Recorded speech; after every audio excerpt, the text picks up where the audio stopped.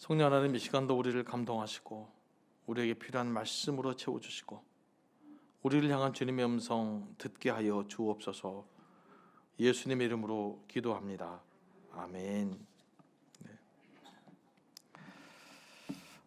주변 사람들이 폭삭 속았수다라는 드라마가 하도 재밌다고 그래서 또 감동적이다고 그래서 쉬는 날 틈틈이 보았습니다. 아직 다는 못 봤는데요. 지금 겨울철 보고 있습니다. 네. 실제로 보니까 정말로 좀 감동적이더라고요. 제 아내가 드라마를 보다가 갑자기 일어서더라고요. 뭐 한 거 봤더니 수건 가지러 가지고 먹는 걸 닦고 있었습니다. 저도 이제 나이가 좀 들어가는지 어쩐 건지 하여간 드라마를 보면서 내가 참 눈물이 많아졌구나 이런 생각을 해보는 시간이었어요. 참 감동적이 보는데 그 드라마가 감동적인 부분이 있더라고요. 물론 이제 그 시대가 저랑 같은 시대 딸 벌써 뭐 우리는 그렇게 안 살았는데 좀 과함이 좀 있어요. 그러긴 한데 그럼에도 불구하고 그 드라마 감동적인 것은 그 딸을 위해서 또 아들을 위해서 계속적으로 내어주는 그 부모님의 사랑이 참 생각보다 잘 자라게 그려져 있더라고요. 그래서 그것이 문득 이렇게 참 감동이 됐어요. 딸을 위해서 배추밭도 팔고 집도 팔고 아들을 위해서 배도 팔고 다 내어주는 그 부모님의 그 사랑을 참 잘 표현한 것 같다. 그래서 그 드라마를 보면 감동받지 않을 수 없겠다라는 생각을 하면서 저도 그냥 이렇게 드라마 볼 때는 서로 쳐다보면서 울지 말자 이렇게 하면서 누가 먼저 본가 이렇게 보면서 저도 모르게 이렇게 눈물을 흘리며 보고 했습니다. 자, 우리 부모님들이 그렇게 사셨잖아요. 저도 그런 드라마를 보면서 저희 부모님도 많이 생각이 났습니다. 그래, 우리 부모님도 저렇게 사셨지 라는 생각을 하면 또 괜히 눈물이 납니다. 우리 딸도 결혼한 지 얼마 안 됐잖아요. 딸 이야기 나오니까 더 이렇게 감동이 되고 또 눈물이 나고 그래요. 그래서 더 마음이 닿았던 것 같습니다. 여러분 중에서도 이 드라마 많이 보셨죠? 또 보고 있는 분도 계실 것입니다. 감동도 받고 여러분도 눈물 흘리셨을 거예요. 나이 드신 분은 안 울 수가 없어요. 그런데 그 감동 받고 나서 부모님에게 연락하셨습니까? 엄마, 아빠 전화 한번 하셨습니까? 갑자기 드라마 보고 감동받아서 아버님을 찾아뵀습니까? 어머니를 찾아가 보셨습니까? 저는 이제 괜히 연락을 해봤어요. 저희 어머니에게. 또 설교도 해야 되잖아요. 제가 안 하고 하면 또 안 되니까. 또 먼저 전화를 했어요. 어머니께 전화했습니다. 저희가 전화할 때는 이 말투로 안 합니다. 저는 어머니라고 안 부르고 지금도 엄마라고 그럽니다. 엄마 어디요? 별일 없어? 그러면 이제 어머니가 하시는 말씀이 노인정이다. 목소리가 크면 노인정이에요. 목소리가 작으면 집입니다. 노인정이다. 이제 벌써 아들한테 전화 왔다 이거잖아요. 별일 없다. 시간 나면 밥만 먹자잉. 그러면서 꽉 전화 끊을 때 고맙다 그러고 끊어요. 사실 뭐 제가 전화할 일이 뭐 고맙겠습니까만 그래도 그렇게도 전화 받으면 이렇게 표현을 합니다. 그래도 늘 미안한 것이 있어요. 늘 미안한 것이 솔직히 말해서 마음이 자식에게 먼저가 있어요. 아무리 부모님 그러지만 제 마음은 또 자식에게 먼저가 있습니다. 그걸 또 보면서 늘 미안해요. 우선순위가 참 밀리는 것 같아요. 아무리 부모님을 존경은 하지만 그러나 또 자식 앞에서는 또 무력해지는 게 부모님인 것 같아요. 부모님들 그렇습니다. 청년들 먼저 가 있어요. 부모님이 아프다 그러면 내려갈까 모레 갈까 그러거든요. 딸이 아빠 머리가 좀 우리 아들이 머리가 좀 빠진다 그러는데 당장 막 전화해가지고 인터넷 다 찾아보고 그러더라고요. 우리 어머니 허리 아프다 그럴 때는 안 그랬는데 우리 아들 머리 빠진다 그러니까 그렇게 정신을 못 차리는 제 자신을 또 봅니다. 그러면서 우리 인생이라는 것이 결국 부모님의 사랑에 보다 못하고 사는 것가 보구나. 부모님을 가슴에 품고 살지만 그는 언제나 우리 부모님은 나보다 우선순위가 밀려 있고 그 사랑에는 다 갚지 못하고 사는 게 우리의 모습 아닌가 이런 생각을 좀 해봅니다. 네, 그러니까 또 눈물이 날라 그러는데 아무튼 네, 그렇습니다. 어쨌든 우리는 그렇게 살아가는데 성경이 우리에게 어떻게 이야기하고 있는지 한번 살펴보고 싶어요. 자, 오늘 말씀 1절 이제 읽진 않은 다 같이 한번 읽어볼까요? 1절. 네, 시작. 자녀들아, 주 안에서 너희 부모에게 순종하라. 이것이 옳으니라. 이렇게 말씀하고 있습니다. 자녀가 부모님에게 기본적으로 해야 될 일이 뭐라고 말합니까? 부모님께 순종이라는 겁니다. 순종이 뭡니까? 부모님이 하신 말씀 잘 듣고 잘 지키는 거죠. 부모님을 무시하거나 부모님을 가르치려고 하는 태도가 아닙니다. 순종은 어디서부터 시작되는가? 어디서부터 부모님에게 대한 순종이 시작되는 것 같아요? 잘 듣는 데서부터 시작합니다. 잘 들어줘야 돼요. 그런데 이 내 생각이 많아지기 시작하면서부터 듣는 것이 쉽잖아요. 그죠? 초등학교 때까지는 부모님 말씀 그래도 잘 듣습니다. 우리 청년들도 뭐 대학 가고 그러니까 잘 안 들리잖아요. 내 생각도 많은데 내가 더 옳은 것 같은데 그러니까 잘 안 들려요. 또 나이가 들어갈수록 부모님이 말이 많아집니다. 근데 고대 상담 교수 하셨다가 은퇴하시는 산승열 교수님이 계시는데 그분이 그런 얘기 하시더라고요. 왜 부모님이 말이 많아지는가? 지나간 시간에 대한 아쉬움이 많기 때문이랍니다. 너무나 많은 시간을 살았는데 그래도 아쉬움을 가슴에 품고 살잖아요. 이제 살 날이 많지 않았잖아요. 그래서 그 아쉬움이 말로 표현되는 거예요.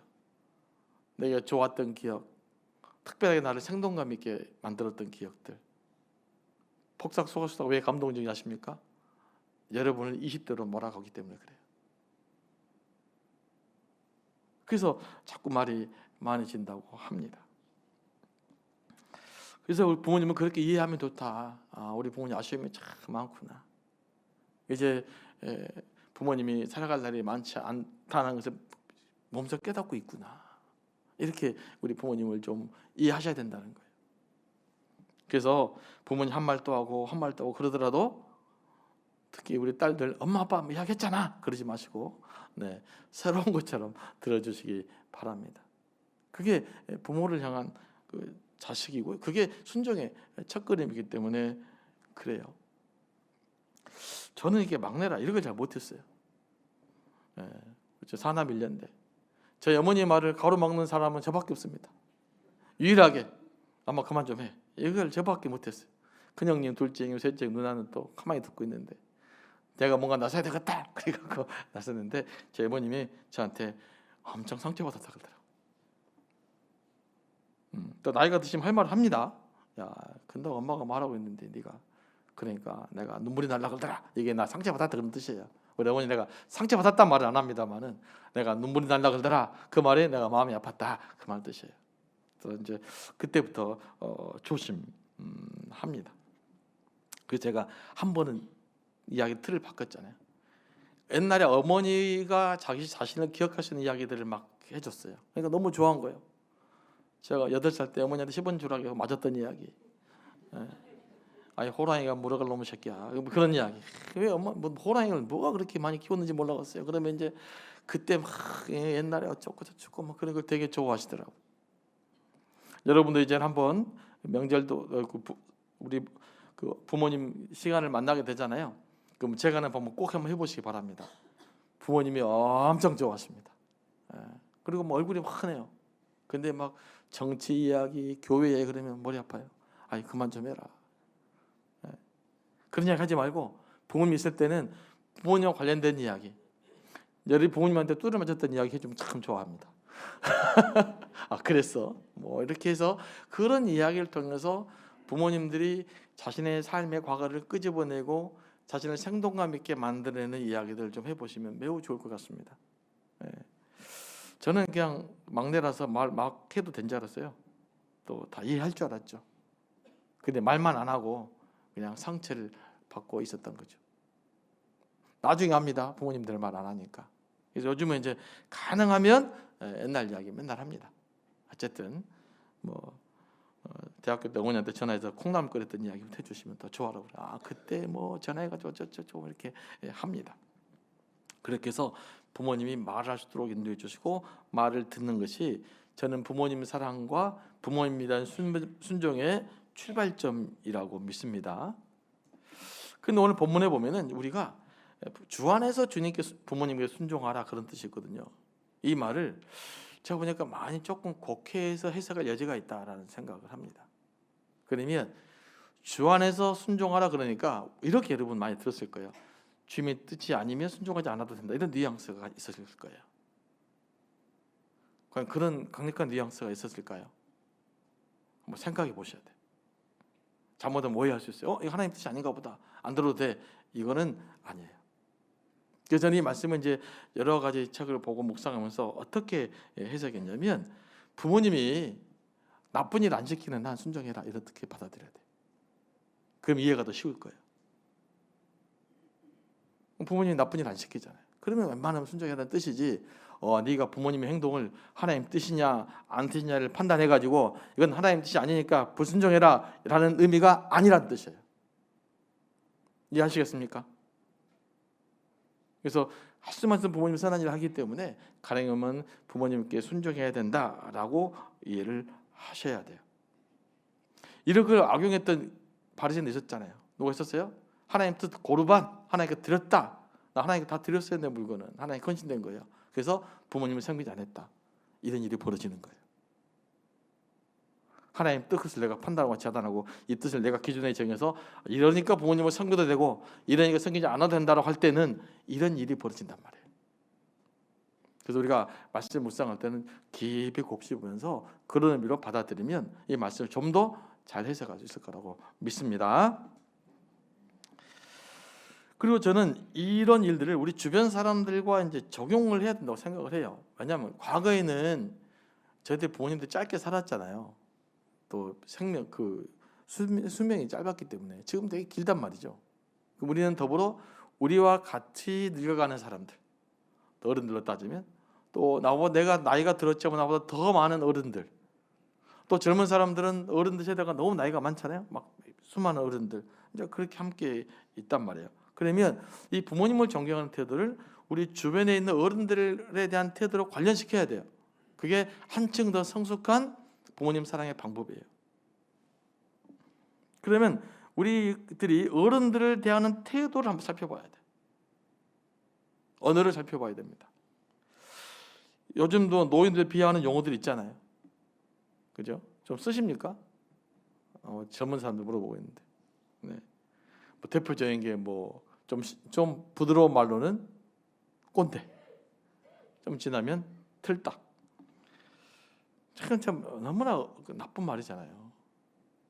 여러분 그 틀리 써보셨어요? 얼마나 힘든지 몰라요. 뭐 하나 끼면 제 아버지 맨날 틀리 빼고 실컷하고 다시 끼고 살아가는데 그게 그렇게 흉볼 일입니까? 요즘 보통 더 험한 말도 있어요. 연금충, 할매미 이런 단어를 우리들은 안 쓰지만 근데 이런 언어가 사용되면 안 돼요. 이 나라에. 무슨 말씀인지 아시겠어요?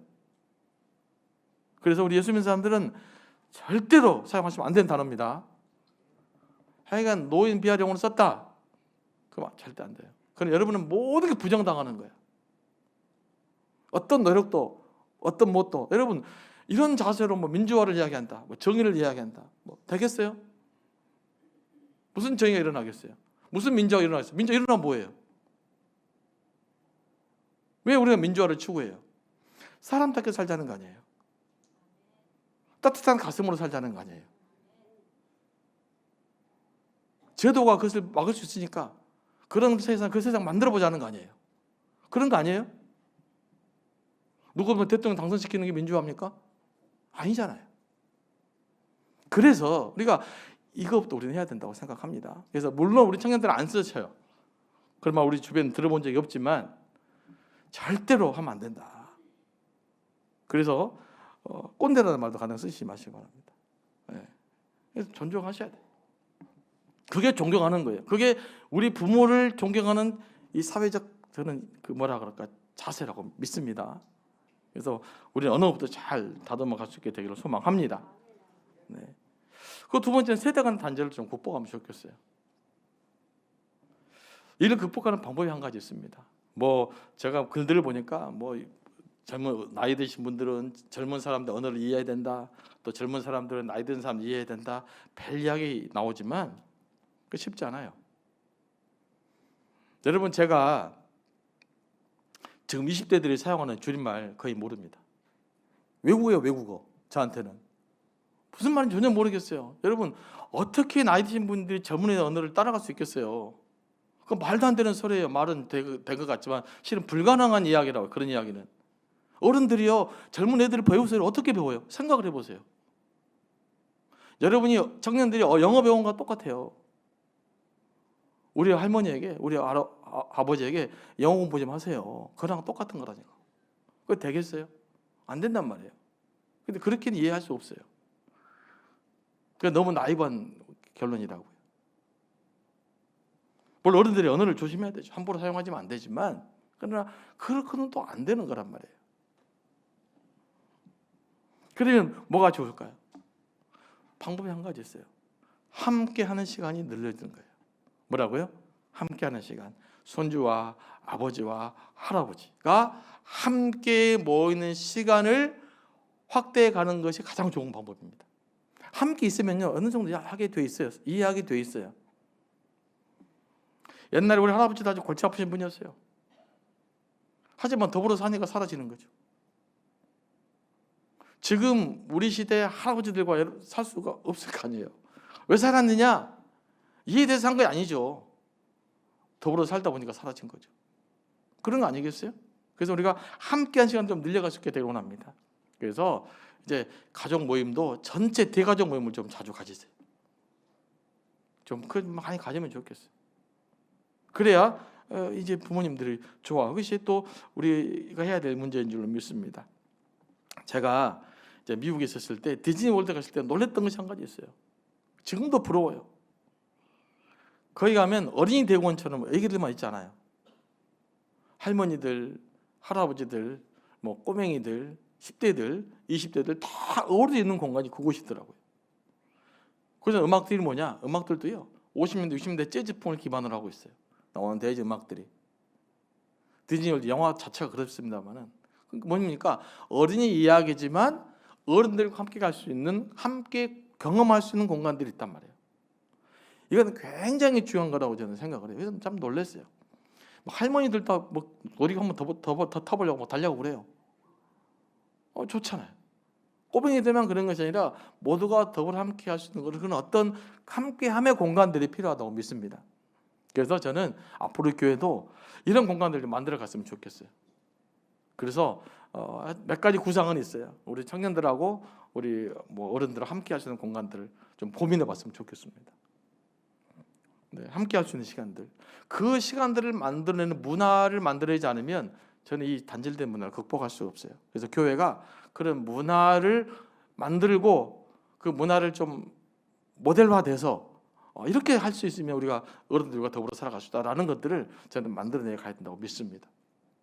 이걸 위해서도 기도해 주시기 바랍니다. 그래서 중요한 건 뭡니까? 함께 하는 시간이 많아져야 된다.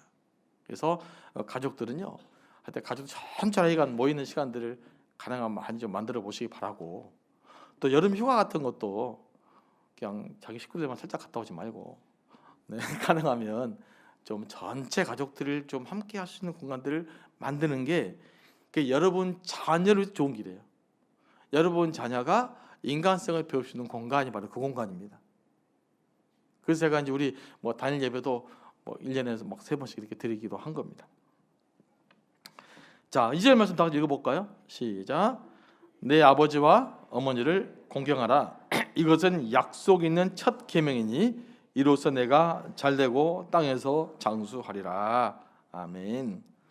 자, 어머니와 아버지를 공경하는 것이 약속 있는 첫째 계명이다 라고 말합니다. 10계명이 1계명부터 10계명까지 있는데 1계명부터 4계명까지는 뭡니까? 하나님을 예배하는 규정이에요. 하나님에 대한 거고 5계명부터가 인간을 위한 계명이에요. 근데 그 첫 번째 계명이 뭐냐? 바로 부모님을 공경하라는 것입니다. 이게 인간 윤리의 첫 번째예요. 이 동양의 윤리처럼 막 부모님을 섬기는 것에 구구절절하지는 않아요. 우리나라 뭐 동양처럼 그냥 부모님이 뭐 그냥 날 낳으시고 기르시고 뭐 그런 건 아니지만, 그러나 순서가 좀 명확합니다. 동양보다 더 우선순위가 있어요. 동양은 충효를 같은 선상에 놓죠. 그 충이 살짝 우선돼 있단 말이에요. 근데 성경에는 충의 이야기는 별로 없어요. 바로 하나님을 섬기니까 다 뭐 해야 되냐? 내 부모를 공경하라. 이게 약속에 있는 첫 번째 계명이다. 이것이 네가 복받는 핵심인 길이다. 이게 뭐냐? 부모님을 공경하는 것이다 라고 말해요. 이건 성경 우선순위는 굉장히 중요합니다. 서양에서는 우선 순서가 중요하거든요. 그래서 부모님을 공경하는 것이 인간 윤리의 첫 번째다. 이걸 성경은 명확하게 우리에게 이야기하고 있는 겁니다. 이 이야기를 사도 바울에게 다시 한번 에베소를 통해서 이야기하고 있습니다. 그래서 우리가 이 부모님을 잘 공경하고 부모님 이야기를 잘 들어주고 부모님을 존중하는 것이 내가 잘 되는 길이다라는 것을 다시 한번 기억할 수 있게 되기를 원합니다. 그러면 이게 이제 이 부모의 사명은 그럼 뭐 해야 될까요? 부모님을 잘 공경하는 것도 있지만 부모가 사명도 있어요. 뭡니까? 아이가 부모님을 존경하게 만들어야 돼요. 여러분의 자녀가 여러분을 기본적으로 존중할 수 있도록 만들어야 됩니다. 어떻게 여러분의 자녀는 여러분을 좀 잘 존중하고 계십니까? 네, 갑자기 제가 좀 이상한 질문을 한 건가? 여러분 자녀가 여러분을 인격적으로 존중하냐고요? 굉장히 중요한 거예요. 최소한 아이들이 부모를 무시하지 못하게 만들어야 됩니다. 이게 안 되면 이 아이의 미래는 없는 거예요. 이런 아이면 잘 될수록 사회 해악이 돼요. 이 부분을 여러분 잘 기억했으면 좋겠습니다. 그래서 부모님에 대해서 버릇없이 구는 것은 굉장히 자제를 시켜야 됩니다. 예를 들면 아이가 엄마한테, 자기 엄마한테, 내 아내에게 지금 버릇이 없다 그러면 아버지가 제재시켜줘야 돼요. 어머니도 스톱해야 됩니다. 우리 아이가 아버지에게 버릇없이 군다 그럼 어머니가 스톱 시켜주셔야 돼요. 제재시켜줘야 됩니다. 그래야 이 아이가 인격적으로 건강한 삶을 살 수 있고요. 그렇게 자란 아이가 뭐라고 말합니까? 하나님의 복을 받는다라고 말해요. 그러니까 버릇없는 아이 행동을 제재시키는 것이 그 아이에게 복을 주는 비결이에요. 그걸 잘 가르치셔야 됩니다. 그래서 아이가 때로는 잘못했을 때는요, 또 엄하게 나무라기도 해야 됩니다. 공공장소에서는요, 질서를 잘 지키게 하셔야 돼요. 그 식당에 가면 아이들이 여기저기 못 돌아다니게 하셔야 돼요. 제가 얘기 부임해가지고 우리 뭐 몇몇 분들하고 이제 꽤 상당히 많은 교우들이었죠. 장소를 말하면 안 되니까 밥을 먹으러 갔어요. 이제 우리 식당 전체 문을 룸 안에 들어갔단 말이에요. 어떤 꼬맹이 문을 확 들고 들어오는 거예요. 그래서 얘가 실수했나 보다 하고 제 있는 자리로 나갔어요. 조금은 또 다시 문을 확 열고 들어오는 거예요. 또 나가는 거예요. 근데 아무도 제재하는 사람이 없더라고요. 근데 그 아이 부모는 저쪽 방에 다른 데 있었거든요. 그러면 어떻게 해야 될까요? 아니 그럼 못하게 부모가 잡아야 되지 않겠어요? 남이 밥 먹는 자리인데. 그런데 아무도 제재하지 못했습니다. 직원들도 눈치 보고 우리 게 집사님들도 눈치 보고 남자 집사님들 많이 있었는데 우리 남자 집사님 참 순하시더라고요. 제가 어떻게 잡아야 되겠다. 다행히 내 앞에 와갖고 제가 팔을 살짝 잡고 찌르봤어요. 그러면 내가 뭐라 했냐면 오지 마. 그랬어요. 근데 진짜 안 오더라고요. 그러면 제가 그래서 목사가 성도에게 밥 먹는데 원하게 밥 먹어야 되는데 모양 빠지게 이러면 되겠나. 근데 아무도 제재 안 하니까. 근데 그 제가 해서는 안 될 거고요. 우리 성도님 당연히 안 한 게 옳다 생각하시고 누가 있어야 될까요? 그 부모가 아이를 못 가게 잡았어야 됐죠. 야, 근데 우리 밥 먹는 자리가 아니다. 그래서 손님이 자리야. 그러니까 너 가면 안 돼라고 말해야 돼요.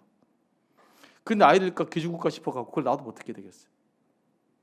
다음에 그런 아이가 대통령도 어떻게 되겠어요? 뭐 그냥 생각하는 이야기입니다만 그렇다는 거예요. 안 될 거 아니겠어요? 그래서 여러분이 아이들을 잘 교육시키는 것도 굉장히 중요해요. 아이가 나를 존경하고 어른들을 존경하고 사회적 질서를 존중하게 만드는 것도 이 아이가 복 있는 삶을 살게 하기 위한 아주 중요한 길이라는 것을 여러분 기억할 수 있게 되기를 원합니다. 그래서 우리 부모님들은 자녀를 잘 교육해야 돼요. 자녀가 부모를 존경할 수 있도록 만들어야 됩니다. 그런데 요즘 부모님들은 가끔씩 너무 젊은 부모님들은 제가 보니까 자녀들에게 복을 받지 못하게 키우는 것 같아요. 너무 자녀가 부모를 섬겨야 되는데 부모가 자녀를 섬기고 있어요. 자녀는 사랑해야 될 대상이고 보호하고 품어야 될 대상이지 내가 존경할 대상은 아니잖아요. 자녀가 부모를 존경해야죠. 너무 과하다 보니까 자녀가 부모를 함부로 대요. 함부로 대도 되는 줄 알고. 자녀들이 잘못해서 책임을 졌잖아요. 그럼 아이에게 책임지게 만들어야 돼요. 근데 부모가 대신 책임져주고. 학교에서 누가 좀 뭐라고 일이 있으면 웬만하면 학교 찾아가지 마시기 바랍니다. 네, 그냥 내두세요. 심한 일을 당하면 모르지만 이런 이야기도 들어서 진짜는 아닌지 모르겠지만 서울에는 어느 지역은 부모님이 이렇게 학폭이 연루되면 변호사를 대동해서 나타난답니다. 참 깝깝한 일입니다. 그럼 그 아이가 다음에 커서 뭐가 되겠냐고요. 한번 생각해 보시죠. 그래서 그런 것을 잘 가르칠 수 있게 되기를 원합니다. 네. 잘 들으세요. 너무 스트레스 받지 말고. 우리 청년도 너무 목사님 세게 이야기한 거 아닌가 그럴지 모르지만 우리가 그런 부분들을 잘 듣고 고민하고 우리가 어느 정도 성장된 삶을 마련해야 우리를 통해서 세상이 조금이라도 좋아질 거 아니겠어요. 그래서 자녀들을 또 성공하기 위해서도 그 일을 잘 가르칠 수 있게 되기를 원합니다. 그러면서 부모님이 한 가지 더 권면을 하죠. 자녀를 노엽게 하지 말라.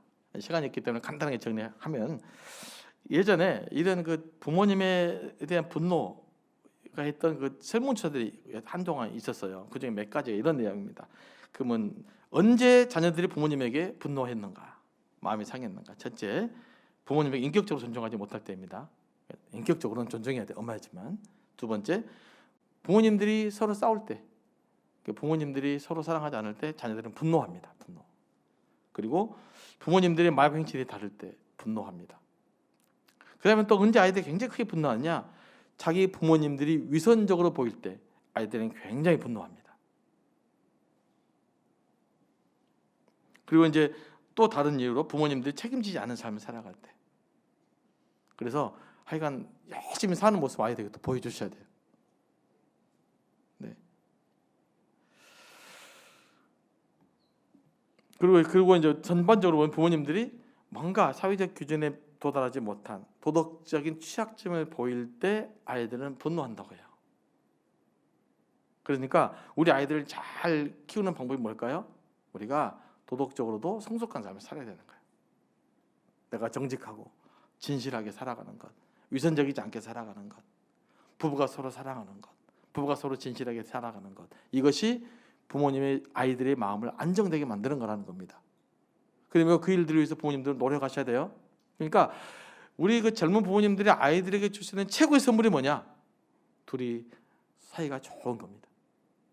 둘이 뜨겁게 사랑하는 것, 그 사랑을 유지할 수 있는 모습을 보면 아이들에게는 심리로 굉장한 안정감을 누리면서 좋은 아이로 성장할 수 있다고 해요.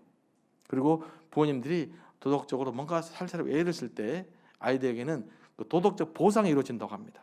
물질적 보상은 아니겠죠. 그러면서 안정감을 가르치는 것이죠. 자, 폭삭 속았수다로 가면 그 누가 굉장히 도덕적인 뛰어나게 나옵니까? 예수님 아버지, 예수님 남편이잖아요. 남편이 그 굉장히 훌륭하게 나와요. 그러면 결국 그 아버지로 인해서 봅니까? 아이들이 굉장히 아들이 방황하지만 아버지의 그 모습으로 인해서 바뀌게 되는 거죠. 이게 도덕적 보상이에요. 금전적으로 확 부유하게 만드는 것이 아니라. 그래서 그것을 주려면 뭐 해야 된다? 부모님들이 그래도 다른 사람보다 내가 도덕적으로 살려는 그 모습들을 보여줄 때 우리 아이들이 건강하게 자랄 수 있다. 그래서 여러분 아이들에게 줄 수 있는 선물이 뭐냐? 부모님들이 잘 살아가는 거. 조금 그래도 뭔가 좀 잘 살아볼 예를 쓰는 거. 우리 부모는 정직하게 살려고 노력한다. 그래도 우리 부모는 그렇게 잘 예를 썼다. 뭐 이것만 남겨줘도 자기는 큰 유산이 될 줄로 믿습니다. 그러면서 하나님의 복을 받는 또 우리 모든 가정이 될 수 있게 되기를 소망합니다. 네.